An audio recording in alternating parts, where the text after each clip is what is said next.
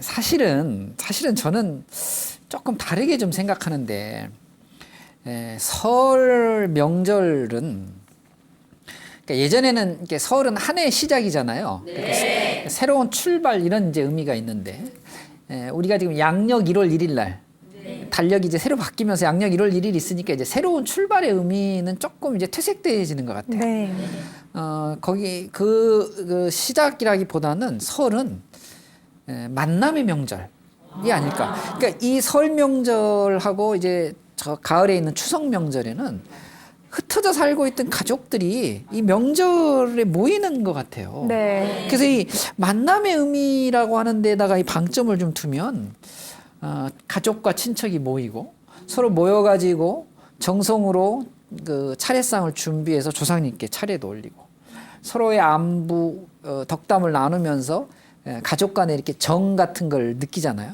이러면서 내가 어딘가에 소속돼 있다. 네. 어딘가 누군가를 의지할 수 있구나라고 하는 게 굉장히 중요한 것 같은데요. 현대인들이 갖고 있는 큰 병폐 중에 하나가 의지할 데가 없는 거예요. 돈에다가 의지할 수도 없고 권력에다 의지할 수도 없고 친구한테 의지하는 것도 한계가 있고 그렇기 때문에 이 가족이라고 하는 테두리가 저는 굉장히 좋은 것 같은데 다만 이제 지금 우리 6010 불자님께서도 말씀해 주셨듯이 설에는 이제 일이 많고 가족 친지들이 이제 많이 모이시다 보니까 좀 잘 보이려고 이제 부담 갖고 긴장 갖고 이러셔갖고 조금 그런 것 때문에 스트레스를 받으실 수는 있겠지만은 그런다고 해서 설의 명절 그러니까 이 만남 가족 간의 만남이 굉장히 중요한 이 설의 명절의 의미가 퇴색돼서는 안 될 것 같아요. 부처님께서도 경전에 가족이란 무엇인가 이런 말씀을 해놓으셨는데 너무나 당연하고 아주 지당하신 말씀을 해놓으셨어요. 가족이란 한 집에 같이 살면서 네. 같이 슬프고 같이 즐거워하고 같이 괴로워하고 같이 편안해하는 그러면서 이 일을 하면서 같이 사는 그런 공동체다 이런 표현을 하셨거든요.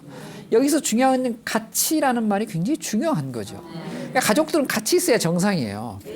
우리가 이제 일하고 학교 다니고 무슨 어떤 환경의 조건에 따라서 이렇게 뿔뿔이 흩어져 있지만 사실 가족은 같이 살아야죠. 여러분 혹시 맹구 우목이라고 하는 불교의 고사 들어보셨어요? 맹구 우목? 눈먼 거북이가 맹구. 그 개그맨 맹구가 아니라 어두울 맹자고 거북구자를 써서 맹구 우목. 저 바다 큰 바다 한가운데 눈먼 거북이가 헤엄을 막 치다가 너무 힘드니까 좀 쉬려고 물 밖으로 딱 나왔는데 마침 그 바다에서 나무 하나를 만난 거예요. 우목. 그래서 거기다가 다 걸터대고 이제 쉬는 거예요. 이게 말이 쉽지 얼마나 그 망망대해에서 나무 하나 만난다는 게 쉬운 일이겠어요.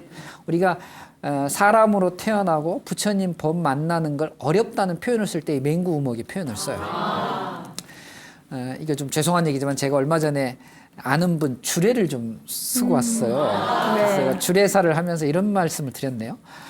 천생연분이라는 말을 너무나 많이 쓰는데 많은 분들이 천생연분을 하늘천자로 알고 계셔요. 그러니까 하늘이 내려준 연분이다 이렇게 알고 계신 거죠.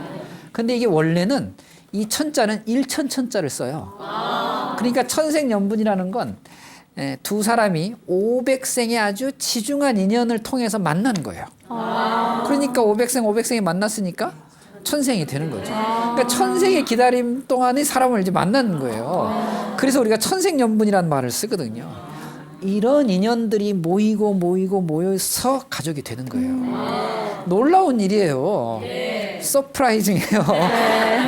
굉장히 놀라운 일이에요. 이게 그냥 쉽게 넘어갈 만한 일이 아니라는 말이죠.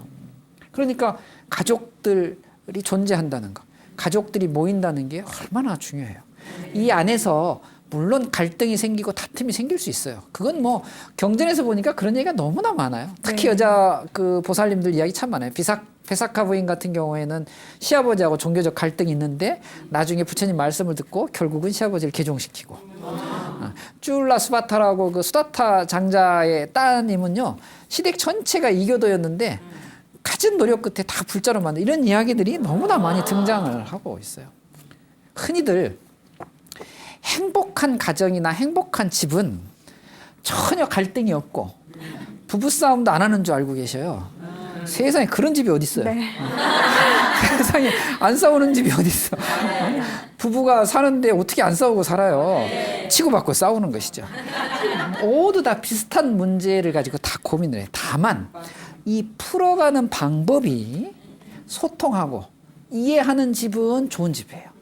근데 이것이 덜 되는 집은 좀 갈등이 심한 집이가 네. 되겠죠. 어떻게 소통하고 이해할 것이냐? 공부해야죠. 수행해야 되죠. 지혜롭게 자비심으로 해야 돼요.